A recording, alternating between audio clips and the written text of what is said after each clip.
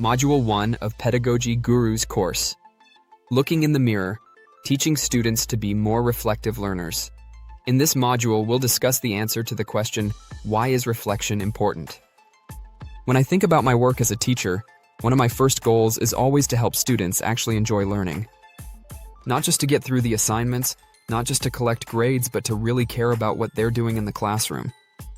But here's what I noticed early on. Many of my students treated getting good grades and learning as two completely different things. They would complete assignments, sometimes without much thought, sometimes even copying from each other. And when it was time to turn something in, they looked to me, the teacher, to tell them what they had learned.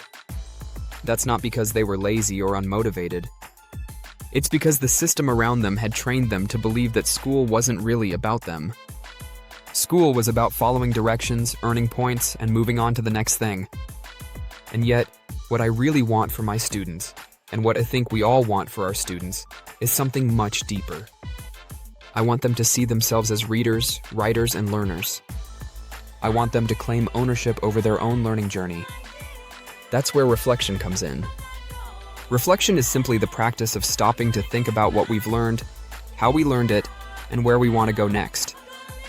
When students reflect, they begin to recognize skills they've built, connect those skills to evidence in their own work, and set goals for the future. In other words, they start to build a habit of learning that belongs to them, not just to us as teachers.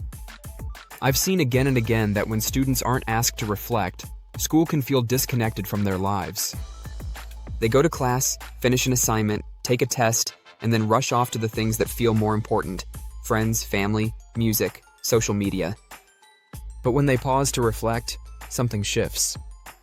They start to see how what they're doing in school connects to who they are and who they're becoming. Reflection helps them take back a sense of power. It changes learning from something that's done to them into something they actively shape.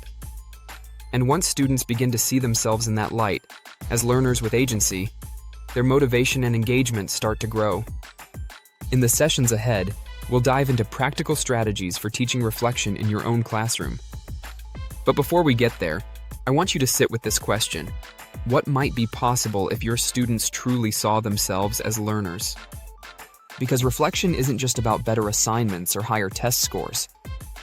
It's about helping young people build the skills and confidence to direct their own learning for today and for the rest of their lives.